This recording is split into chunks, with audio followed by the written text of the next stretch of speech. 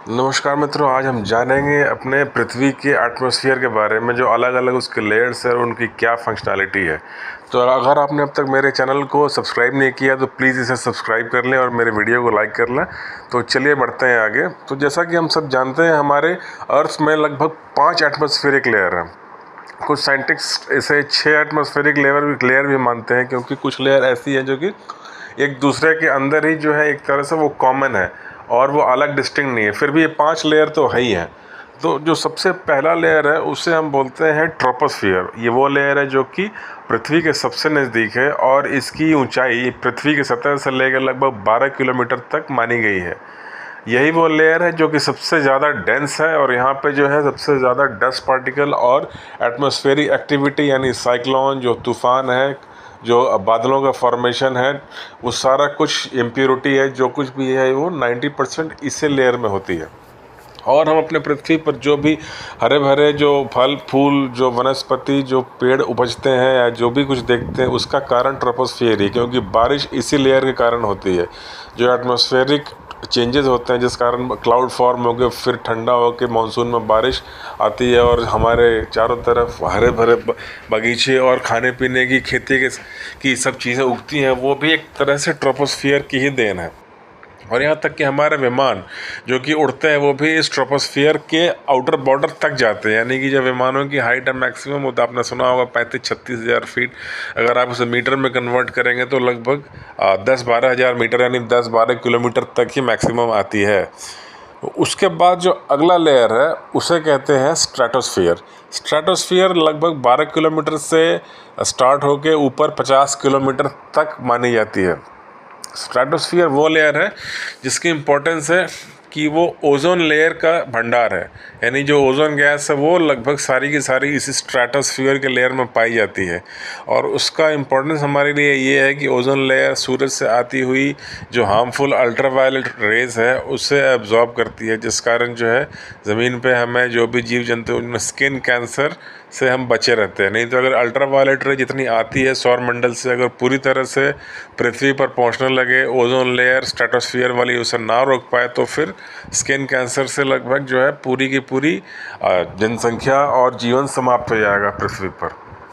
Stratosphere के ऊपर जो अगला लेयर है वो लगभग 50 किलोमीटर से शुरू होकर 80-90 किलोमीटर तक जाता है और उसे कहते हैं मेसोस्फियर। मेसोस्फियर की खासियत ये है कि यहाँ पर टेम्परेचर अचानक से बहुत ही कम हो जाता है और यहाँ टेम्परेचर -90 डिग्री तक जा सकता है, क्योंकि यहाँ पे सिर्फ कुछ ऐसे बड़े रॉक पार्टिकल्स और डस्ट पार्टिकल्स हैं जो कि हीट को एब्जॉर्ब नहीं कर पाते, लेकिन उनकी साइज़, जो पार्टिकल साइज़ है वो काफ़ी बड़ी है। और यही वो लेयर है, इसका इम्पोर्टेंस ये है जहाँ पर बाहर के अंतरिक्ष से आने वाली जो मीटियोर्स हैं और जो बड़े बड़े पत्थर है, चट्टान है, जो कभी पृथ्वी के वायुमंडल में आके पृथ्वी से टकरा सकती हैं, वो सब यहीं आके टकरा के जल जाती हैं। अगर कोई एस्टेरॉयड का साइज़ बहुत बड़ा हुआ, जैसे कि हमने डायनासोर के टाइम सुना था, वो जो कि 10 किलोमीटर रेडियस का था, तब वो यहाँ नहीं जल पाएगा या जलते जलते भी आके टकरा सकता है। लेकिन जो छोटे छोटे जो शूटिंग स्टार्स वगैरह हम देखते हैं वो सब यहीं आके मेसोस्फियर में जल जाते हैं। तो उसके बाद जो अगला लेयर है उसे बोलते हैं थर्मोस्फियर या आयोनोस्फियर। ये एक मतलब जो आयंस, जो थोड़े साइंस के स्टूडेंट हैं वो जानते होंगे, चार्ज एटम्स को आयंस कहते हैं। यानी कि एटम्स की जब एक इलेक्ट्रॉन बढ़ जाए या घट जाए उसके आउटर ऑर्बिट से, तो वो इलेक्ट्रिकली न्यूट्रल ना होकर पॉजिटिव एंड नेगेटिव हो जाता है। तो इस तरह की पार्टिकल्स ये थर्मोस्फियर और आयनोस्फियर में पाई जाती है और इस कारण यहाँ पर टेम्परेचर फिर वापस बढ़ने लगता है। टेम्परेचर बहुत हाई है और जितने भी हम अपने सैटेलाइट्स वगैरह सुनते हैं, देखते हैं, वो सब इसी जो है थर्मोस्फियर आयनोस्फियर वाले लेयर में है। इसकी ऊंचाई लगभग 90 किलोमीटर से लेकर 600 किलोमीटर तक मानी गई है साइंटिस्टों द्वारा। और एक जो कार्मेन लाइन है, जिससे कि साइंटिस्ट कहते हैं कि ये बाउंड्री है अर्थ के एटमॉस्फेयर की, आउटर स्पेस की, वो कार्मेन लाइन, जो इमेजिनरी कार्मेन लाइन है, वो भी यही थर्मोस्फियर के ऊपर, मतलब ऊपरी लेयर पे स्थित है, जो कि थर्मोस्फियर या बाकी के एटमॉस्फेयर को आउटर स्पेस से अलग करती है। इसके बाद का जो एक लेयर है, जो 5वां लेयर है, उसे एक्सोस्फियर कहते हैं, जो कि 600 किलोमीटर से 700 किलोमीटर से स्टार्ट होकर लगभग 1000-1500 किलोमीटर तक जाता है।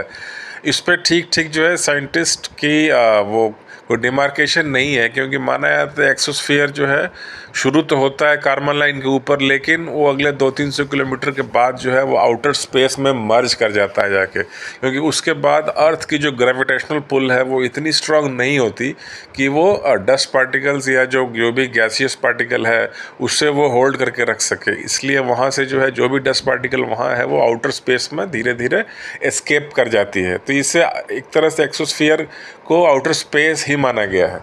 तो जो असली पृथ्वी की जो एटमॉस्फेयर है वो कार्बन लाइन तक है, यानी कि आयनोस्फीयर और थर्मोस्फीयर के लास्ट बाउंड्री तक, जो कि 600 से 700 किलोमीटर ऊपर मानी गई है। तो मित्रों, ये थी एक छोटी सी जानकारी हमारे अर्थ की जो भी एटमॉस्फेयर के 5 लेयर है। तो अगर आपको मेरा वीडियो अच्छा लगा हो तो प्लीज़ मेरे चैनल को फिर से एक बार अनुरोध है कि एक बार सब्सक्राइब कीजिए और अपने मित्रों के साथ शेयर भी कीजिए, और मेरे इस वीडियो को लाइक ज़रूर कीजिएगा।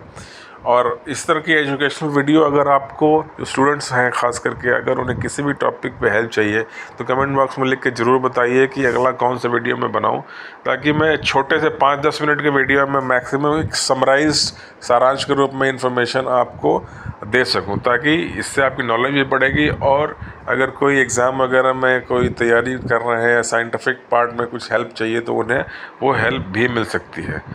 तो फिर इसी के साथ अभी इस वीडियो में इतना ही। मिलते हैं फिर बहुत जल्दी और बात करेंगे किसी और विषय पर। तब तक के लिए बहुत बहुत धन्यवाद मेरा वीडियो देखने के लिए।